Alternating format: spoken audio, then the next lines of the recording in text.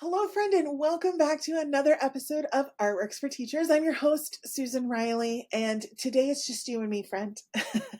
We are going to be talking about building a back to school mindset. So, if you're listening to this at the time of this recording, it's about mid-August.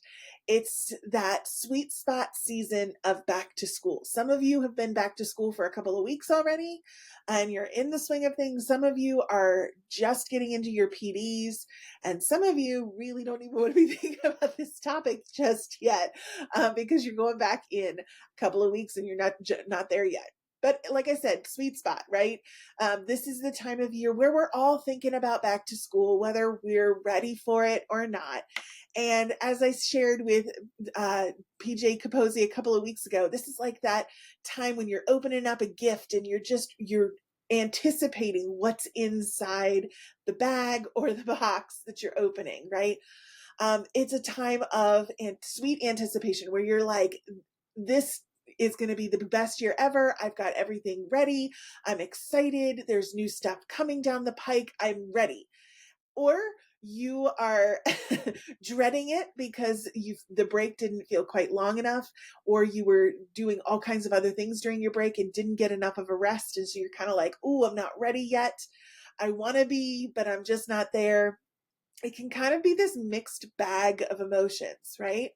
But ready or not, it is here. It's coming down the pike for us. And so I want to talk about getting our minds right around the back to school season so that we can set ourselves up for as much success as possible, right? I have found as my 40 some odd years of working and of kind of getting ready to go to school in whatever capacity that is, that mindset is our very best friend or our very worst enemy. When I was in middle school, it was a real struggle for me to go to school. And I remember there were times that I would just lay in bed and my mom couldn't drag me out of there. And she would tell me over and over, just get your feet moving. When you get your feet moving, the rest of it will fall into place. And sure enough, it did. By the time I would get to school, I was fine. But just the thought of having to go and not being able to be in that motion was difficult to get going, right? So mindset is what makes or breaks us here, especially during this season with such a tumult of emotions. And so today I want to share some ways that we can really set our minds up for the very best success for the year. I have just completed reading the book Ambition Monster from Jennifer Romanellini. If you have not read it, it is a very interesting memoir. I'm going to put it that way. It's not a book for everybody. The first half documents her early childhood life, which was really stressful. She comes from a working class family in Philadelphia where her parents were married young and made a lot of mistakes. And she does not shy away from those mistakes. It is gritty. It is very disturbing in some areas.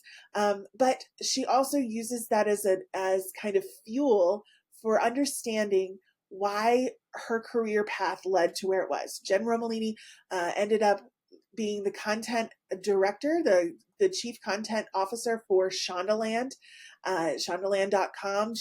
In the interim, she rose through the editorial ranks at lots of different magazines, from Condé Nast, Lucky, to a lot of other kind of content websites throughout her career. And so this book documents her kind of climbing that career ladder and the idea of ambition. And so why am I bringing this up? Because for a couple of reasons. Throughout the book, it really does highlight what ambition does to us, how it drives us, and how it can be good and evil at the same time. It also highlights perfectionism. And I'm sorry, friends, but to be the bearer of bad news, but you and I as educators have this underlying current of perfectionism and currency of perfectionism that we trade on. The current drives us forward, but the currency is what we trade in.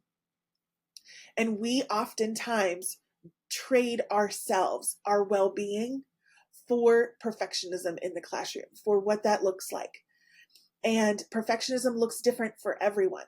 I'm not saying all educators are type A educators, where perfectionism grips a hold. Some are type B educators, but perfectionism is still very a real thing for us, even as type B educators. If you want to kind of type A, type B it. The idea, though, is that we are constantly comparing ourselves. We are never good enough. Nothing ever measures up. We are striving and straining to make sure that every student who sits in front of us has the best experience possible. And we teeter-totter on the edge of, not being good enough for those students. That's why this book is important. And that's why I'm bringing up this book, because that is unrealistic. Go back and listen to the 2 episodes previous when I spoke with PJ Capozzi, and he talks about this, that the standards that we set ourselves to are unrealistic as educators. And knowing that is super important before you even step foot into back to school season.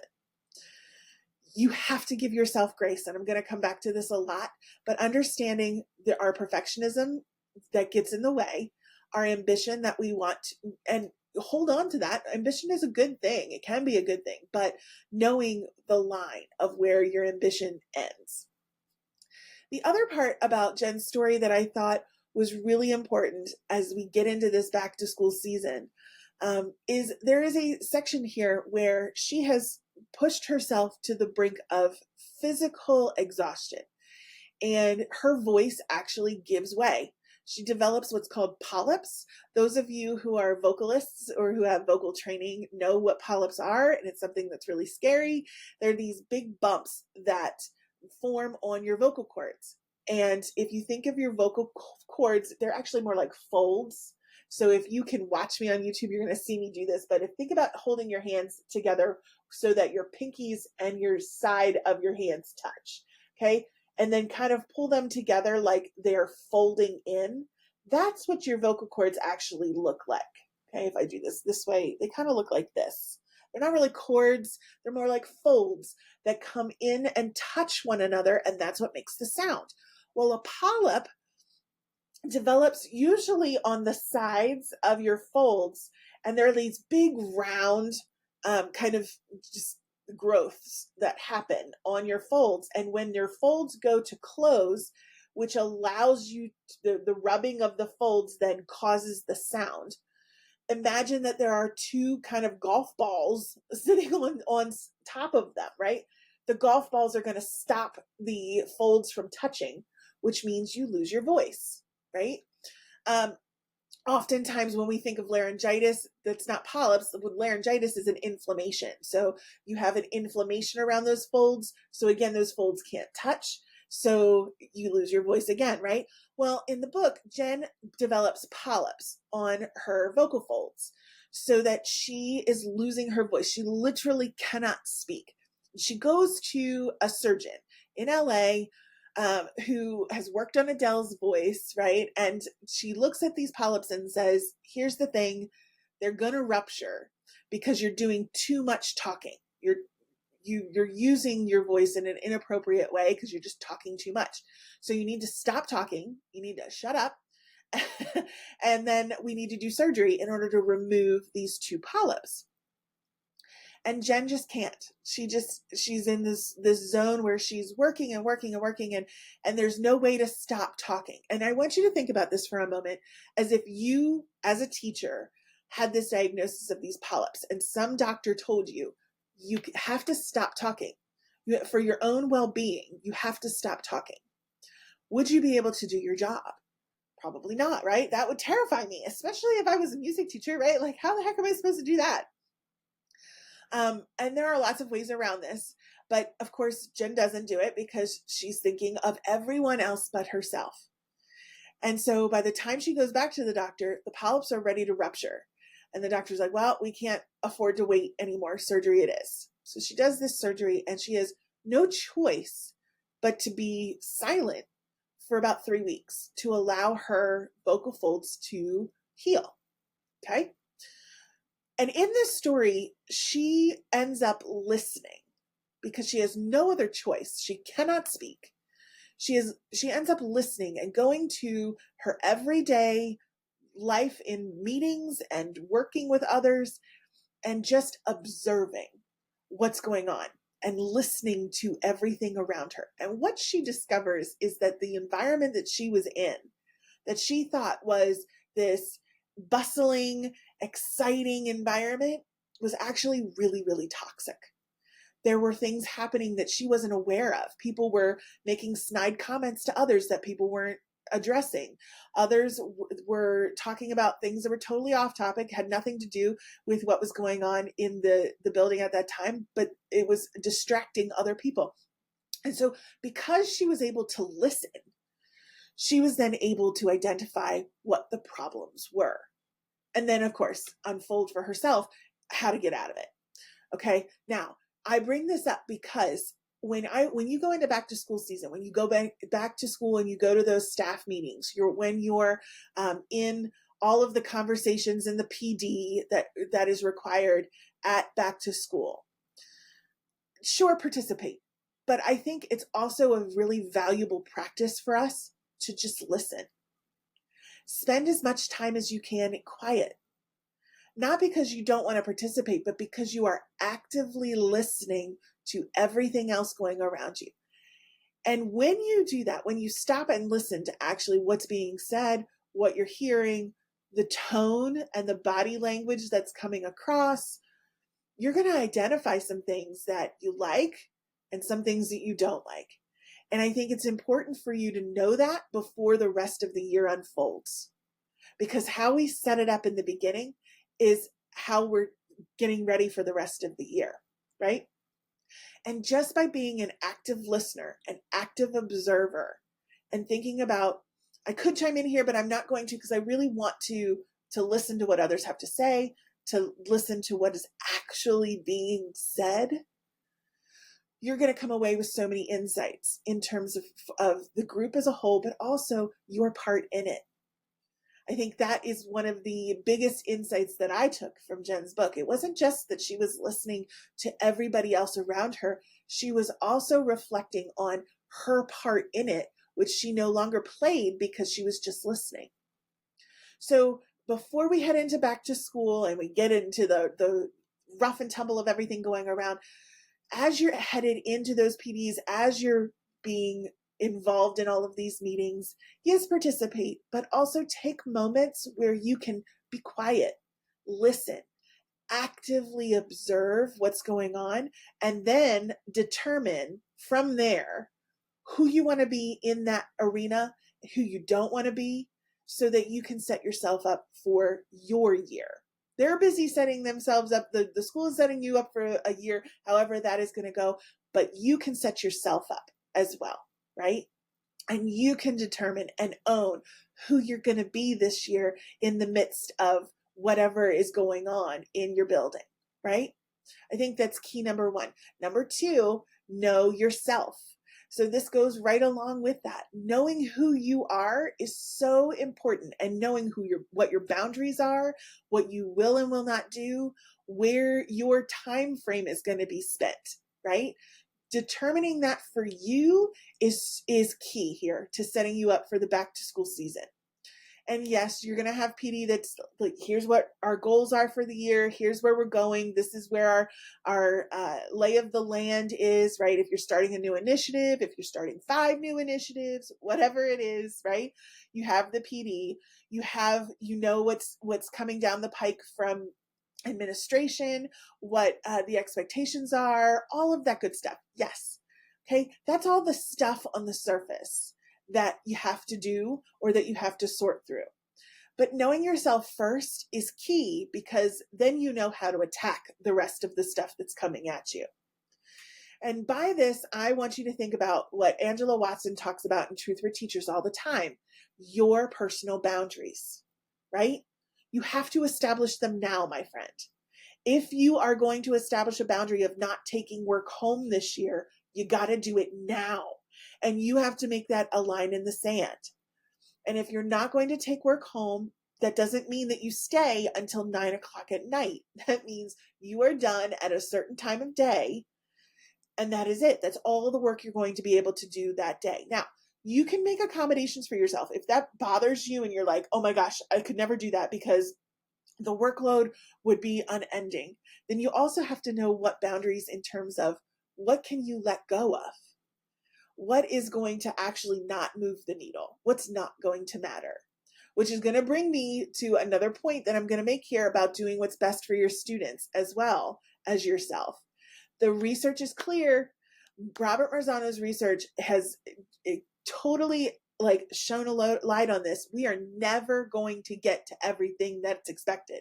You're never going to hit every standard that you're required to meet. You're just not going to do it. There's not enough time.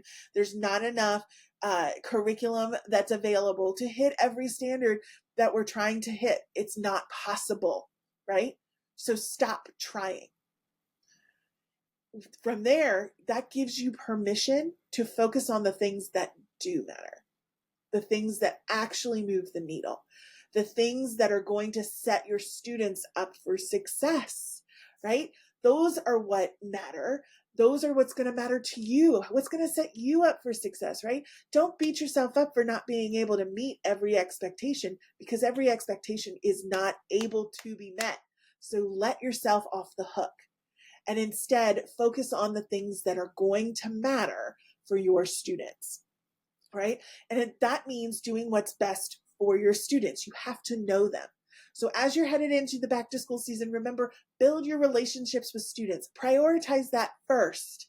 Okay, there are so many strategies for doing it. We'll link to them in our show notes. We have a whole back to school boot camp about strategies that you can use. It's free this year. I invite you to come into it. We'll hook that into the show notes as well.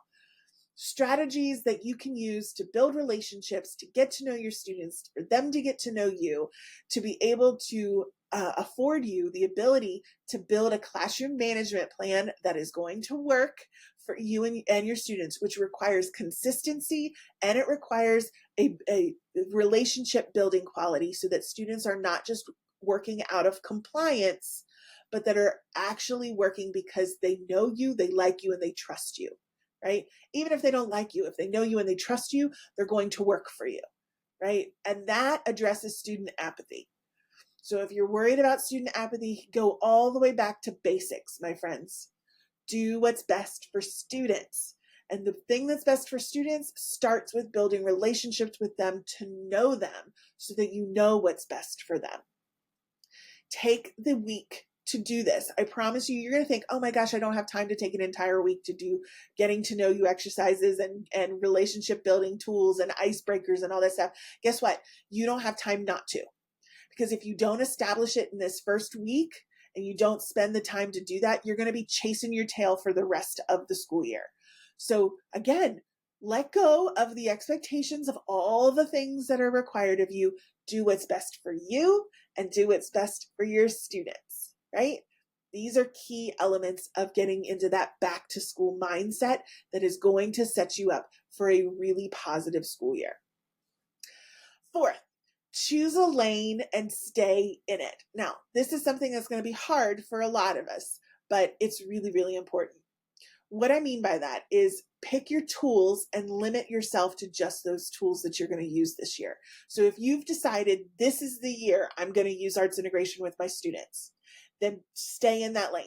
Don't allow project-based learning or STEAM or differentiated instruction or the next reading curricula and all the bells and whistles that come with that to kind of blur the picture, right? Pick your tool, stay in that lane, and focus just on using arts integration inside your curriculum this year. Focus on that one thing, and I promise you that one thing, by going deep into it, is going to serve you better than trying to do all the things and doing none of them well, right? If this is the year that you start using artificial intelligence with your students, then pick that lane and stay in it. Focus on that one thing and allow yourself this year to really dig into it with your students. Get it right, because when you do that, you eliminate so much overwhelm. You have decided, nope, I don't do overwhelm. I'm doing this. This is the lane I'm in this year, because I know that for me and for my students this year, this is the best thing. This is what I've chosen, and I'm sticking with it because I want to really dig deep into it. It allows you so much freedom then. Here's the ironic part, right? Creativity thrives and is found in limitations. So when you eliminate all the other stuff and you pick your lane, you're going to find so many creative opportunities pop up for exploring that whatever it is that you've chosen, if it's artificial intelligence or if it's arts integration or if it's differentiated instruction or a million other things that you could pick from. Whatever lane you choose, by limiting yourself to just that thing, along with, of course, your daily requirements, right, of actually teaching, but your theme for that year, essentially, by sticking with that theme, you eliminate all the other things that fly at you.